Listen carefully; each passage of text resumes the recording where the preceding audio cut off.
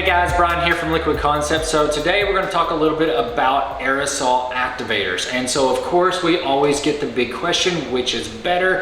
And there's not really a definitive answer because of course everybody's skill level as well as their environment is always going to change and it's always going to be different from the next person. So we wanted to shoot a quick little video on why aerosols would be a better option in certain cases. And so the biggest thing is that aerosols have become really popular, of course, with DIY kits and things like that, and they work really well. They already have the propellant and all of the solution that you're spraying inside the can, so you can pretty much shake it up, spray it. You don't have to have huge air compressors or spray gun equipment or anything like that. So of course, just starting out, the investment is always going to be quite low because all you're having to buy is a pre-charged aerosol can with the aerosol and of course the paint or primer or activator or whatever you're spraying already in the can. So of course, if you're just starting out for a DIY, the aerosols are probably going to be the best bang for your buck whenever you're starting out. But for a pro shop or somebody getting into the business and wanting to do it professionally, then definitely having more of the liquid to be able to spray out of a paint gun is definitely going to be the way to go. So let's take a look at the aerosols themselves. Let's go ahead and throw a couple of films down on the water and show you guys how easy it is to spray the aerosols as well as why you might pick those over an actual paint gun. So let's go ahead and get some film in the water and show you guys a couple of things about the aerosols. So of course, if you're only doing small pieces, something like this right here, which is more than enough for like a Yeti cup or some type of tumbler, or of course even like the rear buttstock on a shotgun or stuff like that, these aerosol cans are going to work really well for that because of course they can do the smaller items really well and you always have a constant airflow going across it. So that definitely makes it really nice. So let's go ahead, let's get this up in the water and let's spray this out and show you some of the benefits.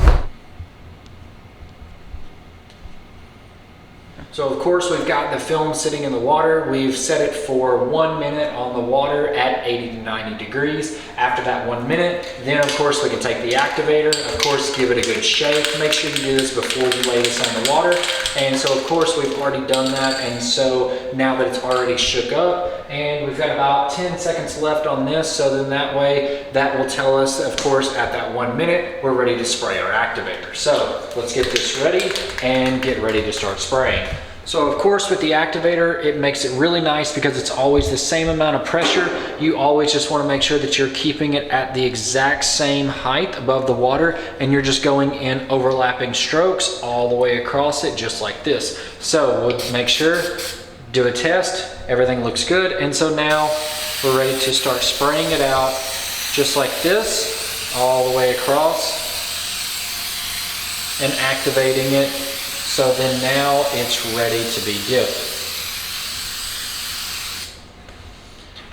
Now that we've got that activated, of course we can see it is a very glassy, smooth surface across the entire film. That's exactly what we need. And now we're ready to dip our part. In this case, we'll go ahead and just dip my hand in it, but you'll see the final result of it just the same.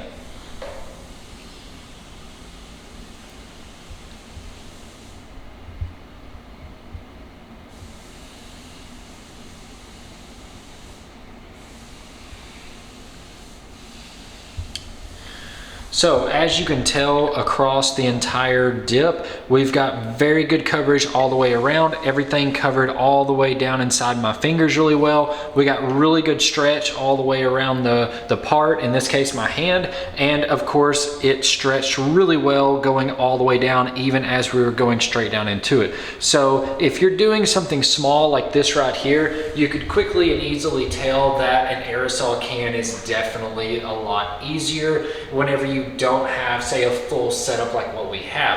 Of course, also make sure that you're spraying in a well ventilated area to make sure that the fumes and everything like that are completely moved away and you're not breathing those in. We have a very good extractor system, and so we try to keep that on as much as possible, so that way it helps pull everything out if you are in an enclosed area like what we have. So of course, as you can tell, using the aerosol cans, you can definitely activate the film very well. Even larger pieces, they work out really well with this because there's little amount of air coming out of this, and so of course it does not disturb the film very much, and then it keeps everything nice and smooth and straight as well. The other thing to make sure of is, of course, whenever you have the activator, of course, put the cap back on it, set it on a shelf, and of course keep it out of the freezing temperatures as well as anything above about 100 degrees or so, because of course any aerosol like that, you definitely don't want them to expand too much, or they can be a problem in extreme heats.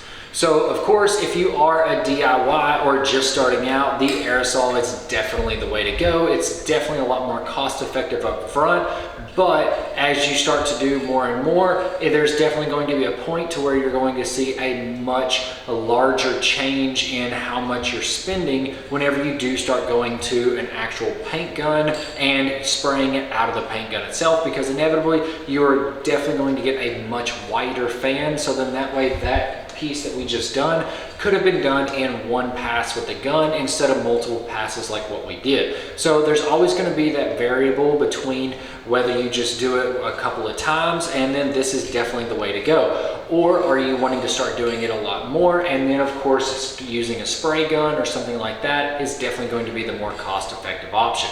But hopefully you guys have enjoyed this video. Of course, as always, if you have any questions or comments, definitely leave them below. We'd love to hear from you on anything hydrographics related, as well as let us know your thoughts on the aerosol. And also, if you are wondering where to purchase the aerosol, you can actually go to our website, liquidconcepts.com. We have all the aerosols that you'll need for, of course, the activator and things like that. Also, if you haven't already, definitely hit the subscribe button. We'd love to have you subscribe to our weekly tips and tricks on anything hydrographics related. I'm Brian from Liquid Concepts, and this is how we customize your world. We'll see you guys next time.